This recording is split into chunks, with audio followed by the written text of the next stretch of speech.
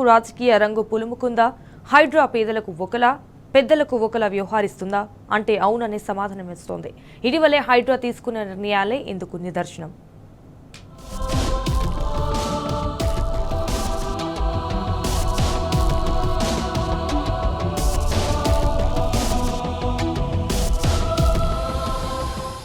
ఏడాదిన్నర కాలంగా హైడ్రా పేరిట పేదలపై పగబట్టింది కాంగ్రెస్ ప్రభుత్వం. నిత్యం ఏదో ఒక చోట పేదల ఇళ్లు కూల్చడమే పనిగా పెట్టుకుంది. కానీ పెద్దల ఆస్తులపై వైపు కూడా చూడటం లేదు. కాంగ్రెస్ ప్రభుత్వానికి ఆ పార్టీకి అనుకూలంగా ఎంఐఎం పార్టీ నేతల ఆస్తులను ముట్టుకోవడం లేదు. గత సెప్టెంబర్ నెలలో ఓవైసీ నేతల కళాశాల ఫాతిమా కాలేజ్ కూల్చుతామని చెప్పింది. కానీ ప్రస్తుతం అందులో విద్యార్థుల చదువు ఇబ్బందవుతుంది. అందుకే ప్రస్తుతం దాన్ని కూల్చలేమనే అభిప్రాయానికి హైడ్రా వచ్చినట్టు తెలుస్తోంది. అక్కడ విద్యార్థుల భవిష్యత్తు ప్రశ్నార్థకంగా మారుతుంది అంటూ హైడ్రా వ్యవహారం ఉంది. కానీ పేదల ఇళ్లు మాత్రం రాత్రికి రాత్రే బుల్డోజర్లతో వెళ్లి కనీసం ఇంట్లో వస్తువులు కూడా తీసుకోనివ్వకుండా కూల్చివేతలు చేపడుతోంది. కాంగ్రెస్ ఎంఐఎం ఒకటవడంతో ఈ నిర్ణయం తీసుకున్నట్టు స్పష్టమవుతుంది.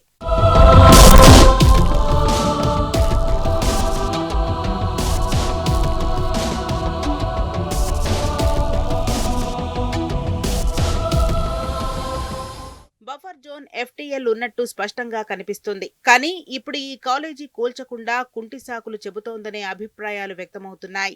రోడ్లకు ఇరువైపులా ఉన్న చిన్న షాపులు కూడా వదలకుండా తొలగించిన హైడ్రా దీనిపై మాత్రం వెనక్కి తగ్గింది. గతేడాది ఆగస్టు 8న ఎంఐఎం నేతలు ఆక్రమించిన శివరాంపల్లి, శాస్త్రీపురం తదితర ప్రాంతాల్లో దౌలాలేక్లోని భవనాలు ఆక్రమణలు కూల్చింది. కాంగ్రెస్ తో ఎంఐఎం కలిసి నడుస్తున్నందుకే ఫాతిమా కాలేజ్ జోలికి పోవడం లేదనే విమర్శలు వ్యక్తమవుతున్నాయి.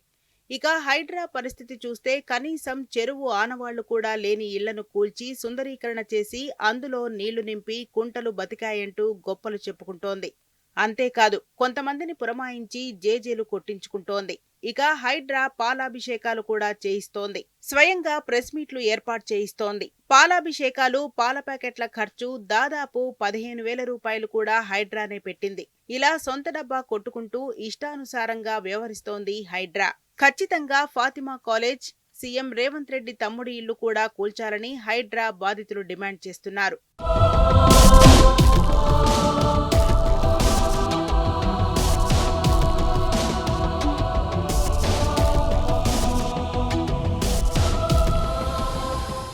హైడ్రా పేరుతో అరాచకాలు పెరగడంతో బాధితులు ఆగ్రహం వ్యక్తం చేస్తున్నారు.